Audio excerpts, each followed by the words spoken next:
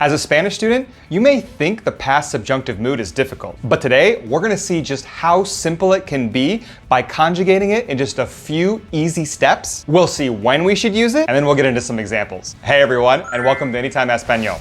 I'm Jeff. Now remember that the subjunctive isn't a tense, but rather a mood. That means that when to use it is determined by situation, not by time frame. Now, if you're not familiar with the subjunctive mood, you can check out this video here to see how to conjugate in the present subjunctive mood. And we also have various videos in the playlist to see when to use the subjunctive mood. Now, the easy part of this lesson is that all the reasons that we learn to use the subjunctive mood in the present actually also apply to the past. We just have to learn a new conjugation. So, how do we conjugate verbs into the imperfect subjunctive mood? The first step is to conjugate into the third person plural preterite tense. Now, I know that sounds complicated, but as an intermediate student, you should be very familiar with the past preterite tense. And if not, you can check out this video here, or we'll have a link in the description below. But if you are familiar with the preterite tense, let's keep going. We'll start with the AR verb necesitar. So we first conjugate it into the third person plural preterite tense, which would be necesitaron. Second, we remove the RON ending. Then we add our new imperfect subjunctive endings. And those endings will be ra, ras, ra, ramos, rais, and ran. So we end up with necesitara, necesitaras, necesitara, necesitáramos, necesitarais, and necesitaran. Okay, let's see another example with an ER verb ending. So let's do it with aprender. Aprender in the third person plural preterite becomes aprendieron. We remove the RON ending and we add our new imperfect subjunctive ending. So the endings will be aprendiera, aprendieras, aprendiera, aprendiéramos, aprendierais, and aprendieran. And let's see one more example with an IR verb ending, like escribir. In the third person plural preterite tense, we have escribieron. We remove the RON ending and add our new imperfect subjunctive mood endings. So we get escribiera, escribieras, escribiera, escribiéramos, escribierais, and escribieran. Now there's two things to note here quickly, and that is the best part of the imperfect subjunctive mood conjugation is that there are no irregular verbs.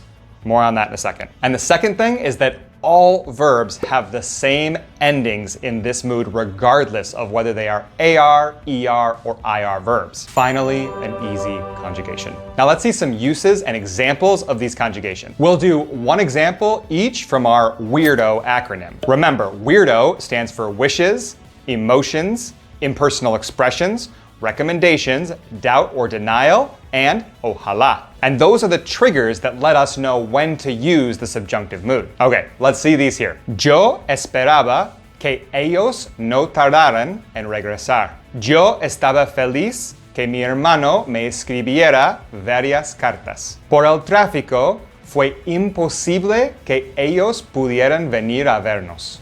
Ellos nos recomendaron que hiciéramos una reserva. Tú dudabas que él comprendiera las instrucciones. Ojalá estuviéramos juntos esta Navidad. Okay, good. So we've seen how to conjugate the imperfect subjunctive mood, and we've got into a couple of examples. Now, I know I told you that there were no irregulars, and that's true. However, there are many irregulars in the preterite tense, and we have to be familiar with them in order to be able to conjugate into the imperfect subjunctive mood. So let's just see a couple examples. For example, the AR ending verb dar is irregular in the preterite tense. So in the third person plural, preterite will get dieron. But once we know that, we just follow the same rules. We remove the RON and we add our endings. So we get diera, dieras, diera, diéramos, dierais, and dieran. An irregular ER ending would be tener. So tener in the third person plural preterite would be irregular and we would get tuvieron. So we remove the RON and we add our endings. We get tuviera, tuvieras, tuviera, tuviéramos, tuvierais, and tuvieran.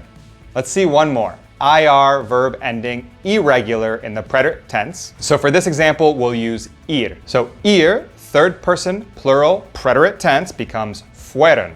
So we remove our RON ending and we add our imperfect subjunctive mood endings and we get fuera, fueras, fuera, fuéramos, fuerais, and fueran.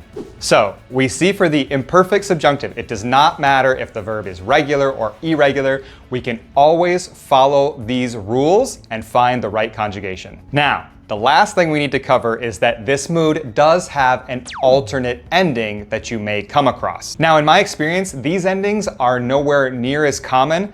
I've only come across them in reading books or in some subtitles from series on Netflix that were from Spain. But that's just my personal experience. These endings can be used anywhere and mean exactly the same thing as our previous endings. Now, you don't have to worry too much because we conjugate them the exact same way. We follow the same rules, only the endings will change. So let's just see one example using llamar. Llamar in the third person plural preterite will be llamaran.